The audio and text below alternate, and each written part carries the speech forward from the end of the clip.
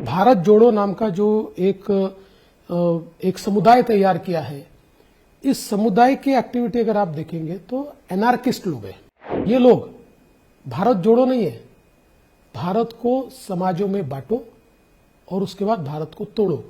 मैं तो योगी जी के नारे में कोई गलत बात नहीं देखता। लोकसभा में हमने देखा वोट जिहाद। लोकसभा में उनके धर्मस्थलों से बैनर लगाए गए, महाविकास आघाड़ी को वोट नहीं दिया तो अल्लाह के साथ बेईमानी है। अब जो डर हमको था, ये वापिस महाविकास आघाड़ी तलवे चाटने की राजनीति कर रही है। ओबीसी में 350 जातियां है। ये 350 जातियां मिलकर ओबीसी समूह बनता है तो एक प्रेशर ग्रुप है कि भाई ओबीसी का कल्याण करना है। अगर 350 जातियां अलग अलग हो जाए तो एक समूह नहीं रहेगा, इनका प्रेशर खत्म हो जाएगा। अगर हम मसलन एसटी की बात करें तो 54 अलग अलग आदिवासी समुदाय का मिलकर एसटी प्रवर्ग बनता है। देयर आर 54 कास्ट और एंड सब कास्ट। अब इनको अगर अलग कर दे तो वो प्रेशर ग्रुप नहीं रहते। तो इसीलिए प्रधानमंत्री जी ने ये बात कही है।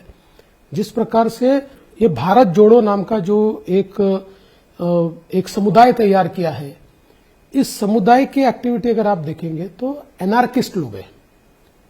ये एनार्की फैलाना चाहते हैं और ये लोग भारत जोड़ो नहीं है, भारत को समाजों में बांटो और उसके बाद भारत को तोड़ो। और वो तो कहते हैं कि आप तोड़ने की राजनीति करते हैं, बांटने की राजनीति करते हैं, क्योंकि जैसे योगी जी आए थे तो उन्होंने कहा कि बटेंगे तो कटेंगे। ये इस तरह का नारा जब आप देते हैं, आपकी पार्टी देती है, तो आप काटने का काम करते हैं। देखिए, मैं तो योगी जी के नारे में कोई गलत बात नहीं देखता। इस देश का इतिहास देखिए, जब जब ये देश जातियों में बटा, प्रांतों में बटा, समुदायों में बटा, तब तक ये देश गुलाम हुआ। देश भी कटा और व्यक्ति भी कटे। इसलिए बटेंगे तो कटेंगे, ये इस देश का इतिहास रहा है। और मैं समझ नहीं पाता हूं कि अगर कोई ये कहता है कि बांटिए मत और बटिए मत, तो इसमें ऑब्जेक्शन लेने की क्या बात है? क्योंकि जब मुसलमान समाज कहता है कि हमें एकजुट होना चाहिए तो उनको एंटी नेशनल का दर्जा दिया जाता है, उनको सेपरेटिस्ट कहा जाता है कि आप एक गुट बना रहे हैं, आप you are not integrating with the rest of the country. लेकिन जब हिंदू समुदाय कहता है तो उसे नेशनलिज्म का दर्जा दिया जाता है। देखिए, सवाल ये है कि आप अगर किसी पर्पस के लिए एक आ रहे हैं, आप एकजुट हो रहे हैं, बहुत अच्छी बात है। लेकिन लोकसभा में हमने क्या देखा? लोकसभा में हमने देखा वोट जिहाद। लोकसभा में उनके धर्मस्थलों से बैनर लगाए गए, महाविकास आघाड़ी को वोट नहीं दिया तो अल्लाह के साथ बेईमानी है, ऐसे वोट लगाए, ऐसे बैनर लगाए गए। मैं तो तमाम सेक्युलरवादी जो अपने आप को मानते हैं उनको पूछता हूं, ये कौन सा सेक्युलरिज्म है? कस्में दिलाई गई लोगों को, और पर्पस क्या है? डिफीट मोदी। पर आपकी पार्टी भी कहते जो राम को लेके आए हम उन्हें ले आएंगे। तो गाना है। और क्या, देखिए, राम को लाए हैं हम उनको लाएंगे, ये कहने में कोई गलत नहीं। लेकिन इस प्रकार की बात करना, कई हमारी पार्टी ने मंदिरों में लोगों को जमा करके भगवान की कसम खाइए कि बीजेपी को वोट देंगे, नहीं देंगे तो राम के साथ बेईमानी होगी, ऐसा तो नहीं कहा, ऐसा तो कहीं नहीं हुआ। और सबसे बड़ी बात यह है कि आज देखिए, जिस प्रकार की परिस्थिति लोकसभा के बाद तैयार हुई, अब जो डर हमको था, ये वापिस महाविकास आघाड़ी तलवे चाटने की राजनीति कर रही है। मैं एक उदाहरण आपको कहना चाहता हूं। किसके तलवे चाट रही है? मुस्लिम उलेमाओं के। क्योंकि मैं उदाहरण आपको बताना चाहता हूं। अभी उलेमा काउंसिल ने उनको समर्थन घोषित किया, 17 मांगे उन्होंने रखी थी। इन्होंने बकायदा पत्र दिया है कि ये 17 मांगे हम मंजूर करते हैं। मुझे उसमें आपत्ति नहीं है अगर कोई मांगे रखता है, कोई मंजूर। मांगे कौन सी है? मैं एक मांग आपको बताता हूं। उसमें से एक मांग उसमें से है, 2012 से 2024 तक महाराष्ट्र में जो दंगे हुए, उन दंगों में जिन मुस्लिम समुदाय के लोगों पर केसेस हुई है, वो सारी केसेस खारिज की जाएगी, वापस ले ली जाएगी। अब मैं सवाल पूछना चाहता हूं कि ये कौन सी राजनीति चल रही है? अगर इसके खिलाफ इस प्रकार से दंगइयों को साथ में लेकर कोई पार्टी लड़ना चाहती है और हम बटे रहे तो कटेंगे। ओबीसी में 350 जातियां है। ये 350 जातियां मिलकर ओबीसी समूह बनता है तो एक प्रेशर ग्रुप है कि भाई ओबीसी का कल्याण करना है। अगर 350 जातियां अलग अलग हो जाए तो एक समूह नहीं रहेगा, इनका प्रेशर खत्म हो जाएगा। अगर हम मसलन एसटी की बात करें तो 54 अलग अलग आदिवासी समुदाय का मिलकर एसटी प्रवर्ग बनता है। देयर आर 54 कास्ट और एंड सब कास्ट।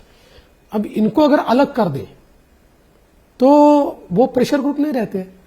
तो इसीलिए प्रधानमंत्री जी ने ये बात कही है।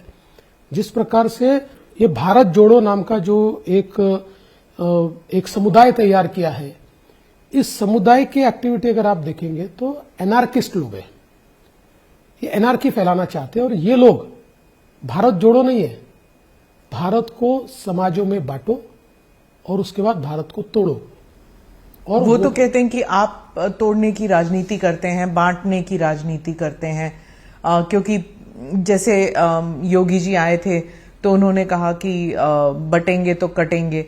ये इस तरह का नारा जब आप देते हैं, आपकी पार्टी देती है, तो आप काटने का काम करते हैं। देखिए, मैं तो योगी जी के नारे में कोई गलत बात नहीं देखता। इस देश का इतिहास देखिए, जब जब ये देश जातियों में बटा, प्रांतों में बटा, समुदायों में बटा, तब तक ये देश गुलाम हुआ। देश भी कटा और व्यक्ति भी कटे। इसलिए बटेंगे तो कटेंगे, ये इस देश का इतिहास रहा है। और मैं समझ नहीं पाता हूं कि अगर कोई ये कहता है कि बांटिए मत और बटिए मत, तो इस पे ऑब्जेक्शन लेने की क्या बात है? क्योंकि जब मुसलमान समाज कहता है कि हमें एकजुट होना चाहिए तो उनको एंटी नेशनल का दर्जा दिया जाता है, उनको सेपरेटिस्ट कहा जाता है कि आप एक गुट बना रहे हैं, आप you are not integrating with the rest of the country. लेकिन जब हिंदू समुदाय कहता है तो उसे नेशनलिज्म का दर्जा दिया जाता है। देखिए, सवाल ये है कि आप अगर किसी पर्पस के लिए एक आ रहे हैं, आप एकजुट हो रहे हैं, बहुत अच्छी बात है। लेकिन लोकसभा में हमने क्या देखा? लोकसभा में हमने देखा वोट जिहाद। लोकसभा में उनके धर्मस्थलों से बैनर लगाए गए, महाविकास आघाड़ी को वोट नहीं दिया तो अल्लाह के साथ बेईमानी है, ऐसे वोट लगाए, ऐसे बैनर लगाए गए। मैं तो तमाम सेक्युलरवादी जो अपने आप को मानते हैं उनको पूछता हूं, ये कौन सा सेक्युलरिज्म है? कस्में दिलाई गई लोगों को, और पर्पस क्या है? डिफीट मोदी। पर आपकी पार्टी भी कहते हैं जो राम को लेके आए हम उन्हें ले आएंगे। तो गाना है।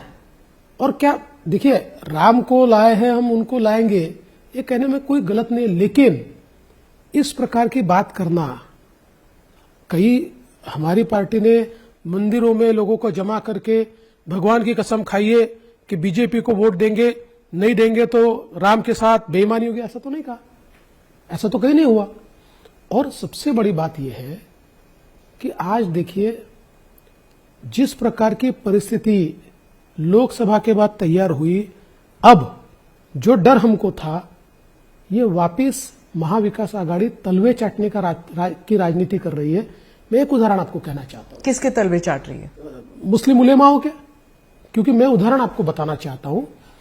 अभी उलेमा काउंसिल ने उनको समर्थन घोषित किया, 17 मांगे उन्होंने रखी थी।